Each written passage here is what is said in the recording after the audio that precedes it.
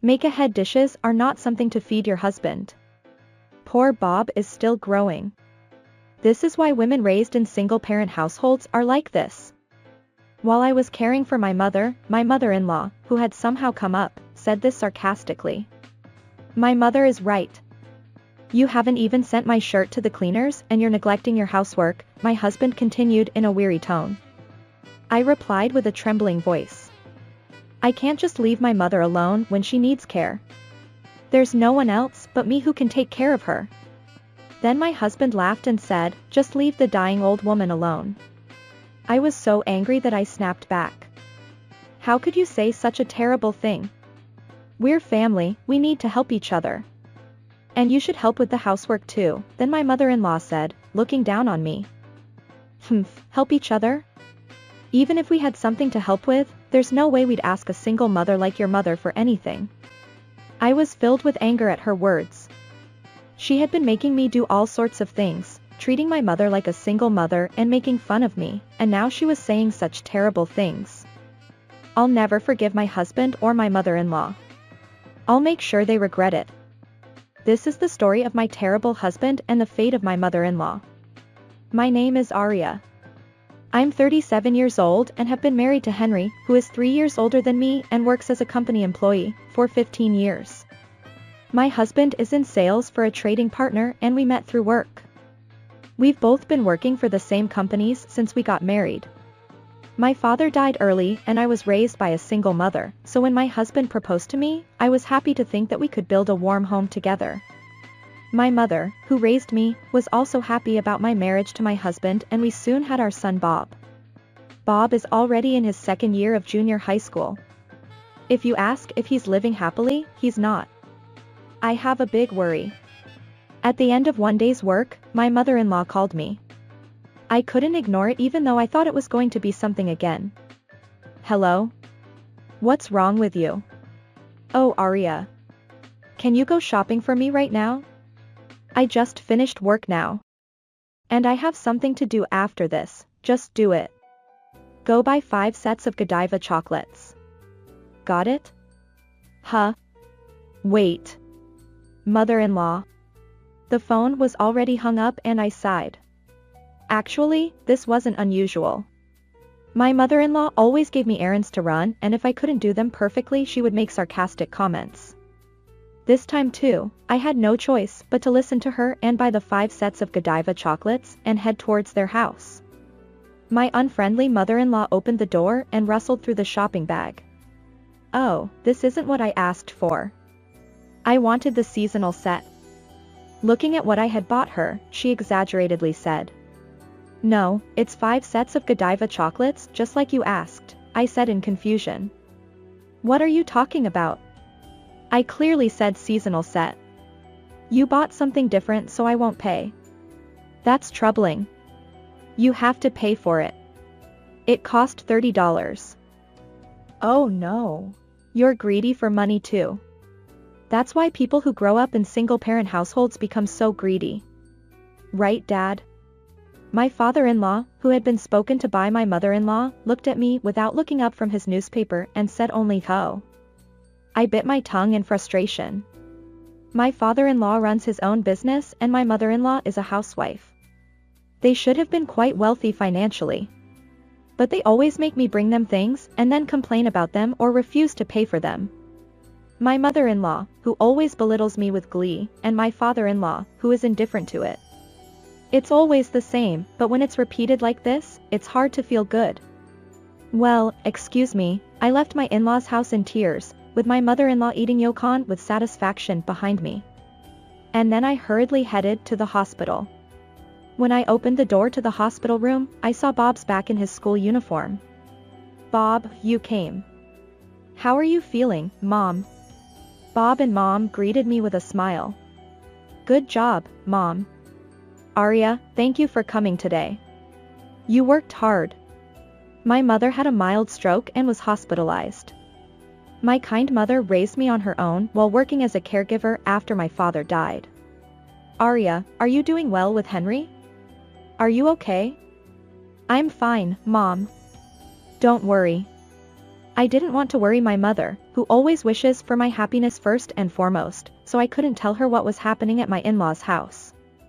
After talking to my mother, who was lying in bed for a while and taking care of her change of clothes, I left the hospital with Bob.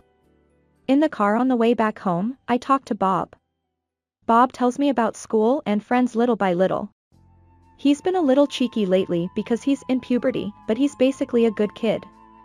Bob, thank you for always visiting Grandma. It's okay. I like Grandma on your side because she's kind. But. No, it's nothing. We had such a conversation and returned home. My husband had already finished work and was leaning back on the sofa watching TV. I'm home. Sorry it took so long. Hey, where's my food? It's not ready yet. I was asked to do something by your mother after work. Shut up. Stop making excuses and make it quickly. My husband didn't listen to me and shouted at me. While feeling dissatisfied with him for not listening to me either, I started doing housework anyway. I can work hard because of my mother and Bob. I felt that way as I moved my hands. While living such days, one day I received a call from the hospital. My mother's stroke had recurred. We immediately had surgery, but the results were not good and she was left with severe disabilities. My mother could no longer move her body or speak. And so began my life as a caregiver. I visited my mother before or after work and took care of her daily needs with all my might. I told the company about my situation and they were flexible with me, but there were times when household chores became neglected, so my husband started complaining more often. One day, when I returned home tired from the hospital, my mother-in-law had come to visit without notice. My husband was already home too. "Oh, welcome back, Mrs., my mother-in-law said sarcastically. "I'm sorry, I went to see my mother at the hospital." "Mother-in-law, why did you come today?" Another visit? Henry said there was no dinner, so I bought some side dishes. My husband ate the side dishes that his mother had apparently bought for him, looking unhappy. "What, you said this morning that you put it in the refrigerator wrapped up?" When I told my husband that his mother had said that, he replied sharply, "Make-ahead dishes are not something to feed your husband."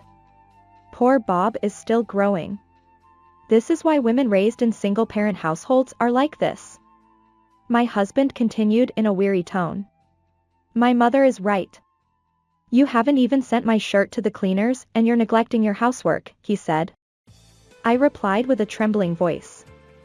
"I can't just leave my mother alone when she needs care. There's no one else but me who can take care of her." Then my husband laughed and said, "Just leave the dying old woman alone." I was so angry that I snapped back. "How could you say such a terrible thing? We're family, we need to help each other. And you should help with the housework too." Then my mother-in-law looked down on me. Help each other? Even if we had something to help with, there's no way we'd ask a single mother like your mother for anything. I was filled with anger at her words. "Shut up and do the housework. If something like this happens again, I won't forgive you." Although I wanted to shout at my husband's words, I couldn't be assertive when I thought of my mother and Bob. I didn't want to worry my mother in her sick bed. And for Bob's sake, I couldn't easily get a divorce. In front of my grinning husband and mother-in-law, I had no choice but to swallow my anger. A week later, my mother's stroke recurred. We did everything we could, but it was not enough. My mother finally passed away. I clung to my mother and cried, and Bob also cried with me. My only mother. A mother who always thought of me and Bob until the end. Memories with my mother came back to me, and tears wouldn't stop. But still, there were things that had to be done. As the chief mourner, I held a funeral for my mother. It was a small ceremony, but people from my mother's work also came to pay their respects, and I think it was a warm funeral. However, towards the end of the funeral, I noticed something. I talked to my husband, who looked bored at the funeral hall. "Hey, aren't your parents coming?" "Oh," I told them, but they said they wouldn't come. My husband said casually and surprised me. "What do you mean? There's no need for Dad and Mom to come to a stranger's funeral." My husband laughed as he said that, making me feel uneasy. Then he opened his mouth again. By the way, is it true that you're inheriting $1.5 million? I heard from relatives. It was true. My mother inherited a lot of assets when my father died. She worked hard so that I wouldn't be in need, so almost all of my father's inheritance was left untouched for me. Even after taxes were deducted, it exceeded $1.5 million. I was angry at my husband who not only used me but also told me about inheritance right after the funeral of my mother whom he didn't even mourn for. He insulted single mothers like me who are poor and called them names even after their death. I will definitely show him. As I tried to sort out my emotions that were mixed with sadness for losing my mother and anger towards my husband in the waiting room, someone put their hand on my shoulder. When I turned around in surprise, there was Bob with tears in his eyes. And Bob looked straight at me and said, "Mom, you don't have to work hard anymore. Let's run away together." I hugged Bob silently and cried. "Thank you, Bob. Thank you." Bob had been watching over me all along and stayed by my side. I had thought that I shouldn't get a divorce for Bob's sake too, but Bob melted away my hardened feelings. Encouraged by Bob, I packed up that day and moved with Bob to the house where my mother lived. There were calls from my husband and mother-in-law immediately after that, but I ignored them all. About 3 months later, after the memorial service for my mother had settled down, on a day off while spending time leisurely with Bob at home, the intercom at the entrance rang. When I peeked out, it was my husband whom I hadn't seen since the day of the funeral standing there. I opened the door and glared at him. "What do you want now?" "Oh, Arya, it's been a while. I've been lonely. Bob is here too, right?" My husband spoke in a cajoling voice while grinning like a cat, so I asked again with goosebumps all over me. "What do you want? Tell me. I just wanted to see you guys. We're family, aren't we?" "Huh? What is that? What is your real purpose?" As I kept a straight face, my husband stopped laughing in a cajoling voice. "Arya, actually Mom has been diagnosed with cancer and is hospitalized now." "Oh really?" I answered him back like that, which made him flustered. Medical insurance was not taken out, so there is not enough money for medical expenses. "You received an inheritance from your mother-in-law, right? $100,000. No, even $500,000 is fine. Please lend me the money," I said to my husband, who put his hands together in front of his face while looking up at me. "Why? Your family is wealthier than mine, so you don't need to borrow money." "That's because my father made a debt in his business. Now he's being chased by repayments and he can't do anything about it." "Hey, we're family, right? Help me out." As my husband answered while looking away awkwardly, I retorted. Why should I? The dying old hag can be left alone." My husband's expression changed for a moment, but then he became furious like a raging fire. "What the hell are you? How could you say something so heartless? You demon wife. I just said what was said to my mother. Do you have a problem with that?" As I answered calmly, my husband became even more angry and shouted. "To the family, no, to the husband. What kind of language is that? Remember that. Family to the husband? What are you talking about? We're not a family anymore." "What?" My husband looked confused and I handed him the divorce papers I had already filled out. "It saved me the trouble of having you come over. Sign this right away." What is this? Divorce? Are you serious?" My husband stared at the divorce papers with a face like a pigeon that had eaten a bean bullet. "Of course I'm serious. I'll claim not only Bob's child support but also compensation for years of mental anguish. The lawyer has already been decided." "A lawyer? Are you serious? Do you want to raise Bob as a single mother?" When my husband turned red in the face and shouted, Bob appeared from inside the house. When my husband saw Bob, he changed his tone of voice and spoke to him. "Oh, Bob. Your mother said she wants to divorce your father. You don't want to become a single-parent family, do you? You don't want to be separated from your father and grandmother?" Then Bob gave him a cold stare. Did Dad ever do anything like a father should do for me? Huh? To my stupid-sounding husband, Bob continued quietly. Even when Dad was at home, he made Mom work hard and insulted her. And Dad's grandmother only talked bad about Mom and her deceased grandmother to me. Bob. I can't think of those people as family. What does it matter if we're a single-parent family? As long as I have Mom. When Bob said that clearly, my husband's anger turned towards Bob. What did you say? Have you forgotten the favor I did for raising you?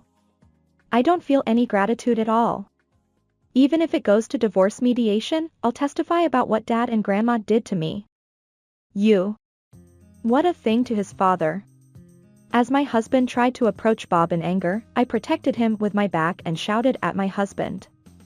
Bob has always been by my side and supported me. With such a reliable son by our side, we won't lose even if it goes to court. My husband stepped back one step from my commanding tone.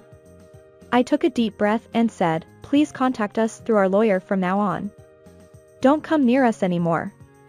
I pushed the lawyer's business card into my stunned husband's hand and closed the door with a snap. My husband made noise outside the entrance saying open up, or please, for a while, but when I ignored him for a while he gradually became quiet. It seems that he went home sulking. After my husband left, when I said thank you to Bob, he smiled and said, it's okay, Mom. Let's work hard together from now on. I nodded and held Bob's hand on my shoulder.